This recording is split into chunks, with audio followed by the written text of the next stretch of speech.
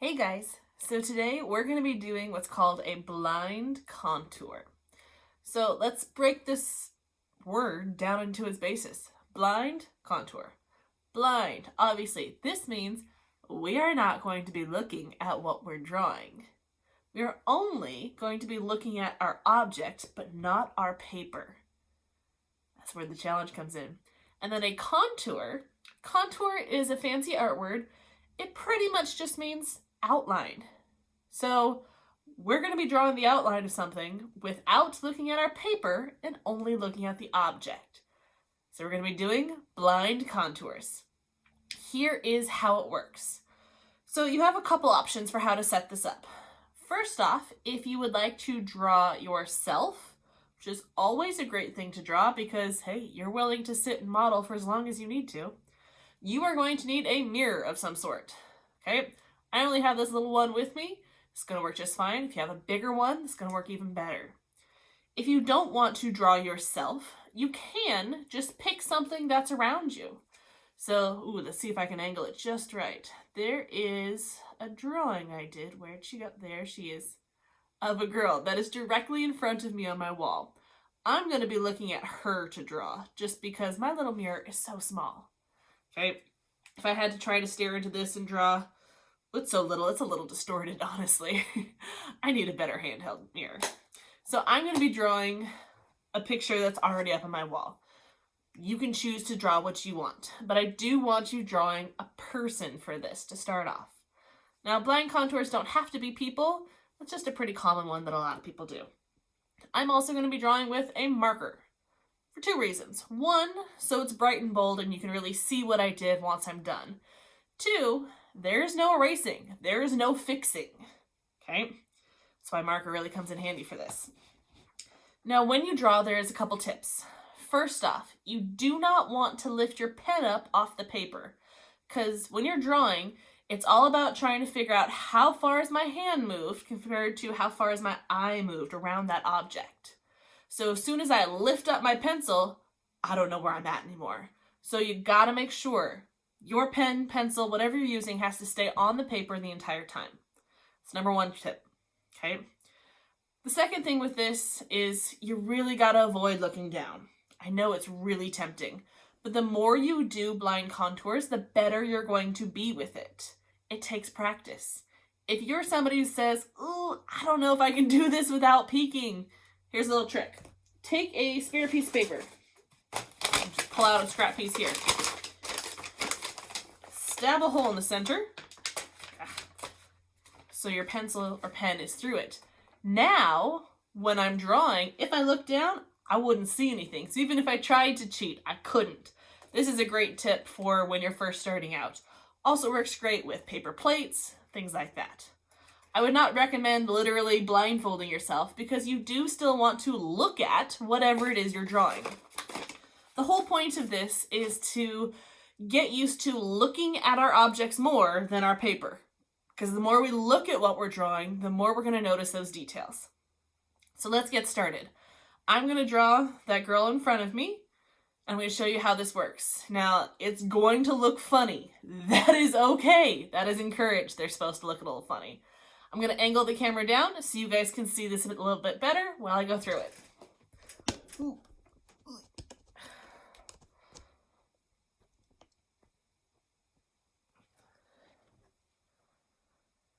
All right. So when I draw her, first I got to decide where it's going to be. I can look at my paper for this part. I'm going to start, I think, at the top of her head. So I'm just going to place my finger where I want the top to be. Put it down. All right, now I'm looking up only. I'm not looking down. I'm going to start with her hair. And it's going to come up. And we have all these different waves. I'm trying to come up to the same spot. I got a little curl off to the side. Big curl over here. Ooh, I think I just made everything a lot closer than it needed to be. Alright, and I want to come back up to there. I'm going to go over. I'm going to do one eye. Now I want to go nice and slow for this. And then I want to go up and put in that eyebrow. Now, maybe I'll just connect her eyebrows. I'll go over, other eyebrow. We'll go down other eye. Again, I'm not looking at what I'm drawing. I'm looking at my picture. All right, and then over to the middle. Then we're gonna go down, and I'm gonna put in the nose. We're gonna put the base. We'll put the side and the other side. She has a little nose.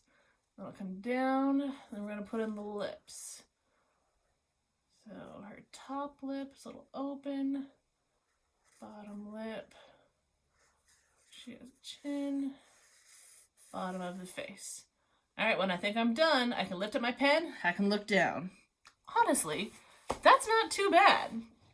Now you may look at this and go, what? Are you serious? That's super bad. It's really not though. If you look at the face itself, I actually did pretty good at lining things up. The hair, I got a little too crazy with it, but that's okay. Notice I did not lift up my pen between the different features. I just kind of followed and went straight down or straight across. That's fine. But I did a pretty good job about keeping things lined up, and my proportions aren't too far off. So all in all, I would say this is a blind contour well done. Now, let's talk about another tip for doing this. Again, the more you do this, the better you're going to get. But let's talk about another way you can do this to make it a little bit easier, a little bit better for you. So the tip for this is you're going to use your non-dominant hand. Whew, excuse me. Okay, so using your dominant hand to hold your pen, marker, pencil, whatever it is. Your non-dominant hand, you're going to use your finger. You're going to use your finger to trace around whatever it is you're drawing. So what I'm going to do, this one, I will use my camera as my mirror. I'm going to adjust it to be a little higher. There we go. I'm going to use my finger and I'm going to kind of synchronize them. So right now, my pen down below is following where my finger is. And I'm kind of getting used to synchronizing them. Synchronized swimmers, they're going together, right? So get used to synchronizing them up. Then, when I put my pen down, I'm going to use my finger and I'm going to trace. And my synchronized hand down below is going to be making the exact same shape that my hand up top is. This can be a great way to help work on getting your hands to work together and my eyes following those exact same shapes, okay? So I haven't started yet, I'm just kind of talking you through. So it's all about getting your pen and your hand to trace together. So let's try this again with this finger tracing technique, see how it works. I'm going to start again up at the top, pen down. So starting up here. All right, so I'm going to go up, down, we'll have the hair come back up. And then we'll go down the other side and back up, down the part. Let's go down the head. We'll go over to the eye. Eye one, pupil. I'll go up to the eyebrow, go across. Other eye, pupil, up to the eyebrow. Now I'll go down. Around the nose. Okay, down to the lips.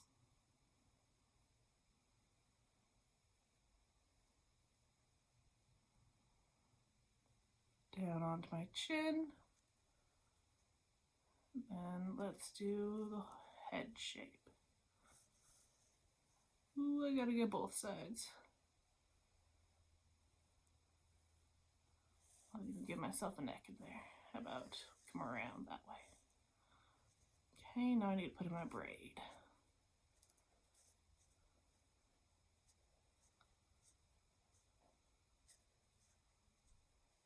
So my pencil down below is following exactly where my finger is. All right, let's see. Oh, so, you know, sometimes they don't turn out exactly how you want them to. Oh, I got a bit lost. So I started with the top of my head up here, and I did not go down far enough for the face. I made that way smaller than my head. but then my bottom of my face and my neck is huge. So my braid got a little in the wrong spot.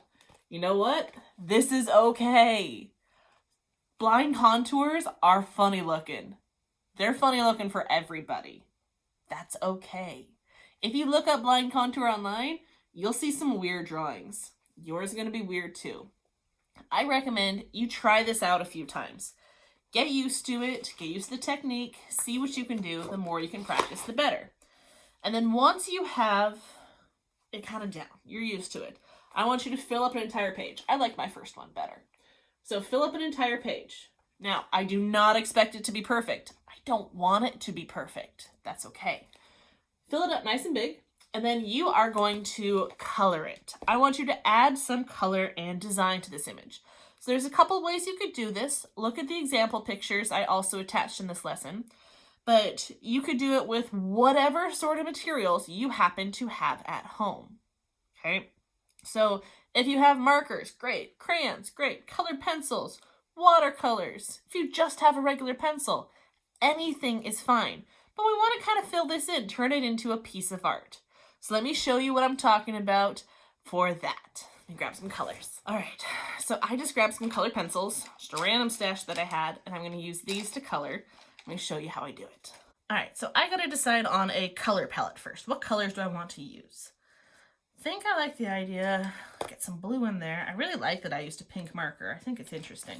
I'm going to add some light pink, maybe some purples in there, and maybe some pops of some lime green and some yellow.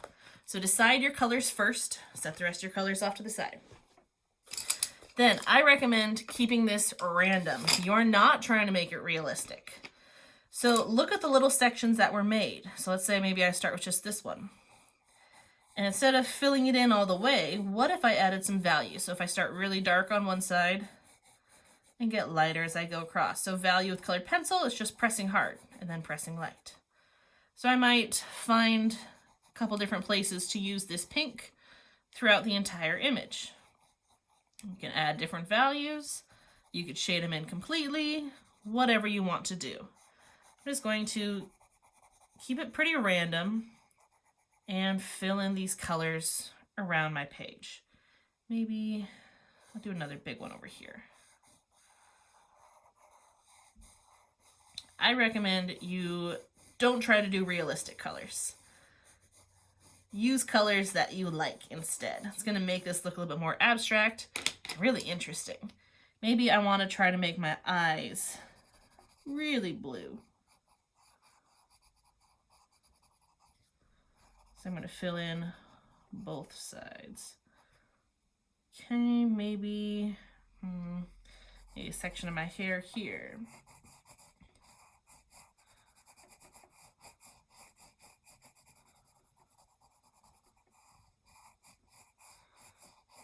So you see I'm just kind of working my way around, trying different colors in different places, throwing them in to make them interesting. Now, even if this shape doesn't completely fill in all the way, so maybe I wanted to do some of my nose here, it's okay. I don't have to fill this entire section one color. I can work with some values. So I could start kind of dark on one edge and then just fill it out lighter. Maybe I just kind of fill it in just that nose area and just make it so it's so light that it just disappears. That's fine. Okay, I'll fast forward through this and show you my finished product.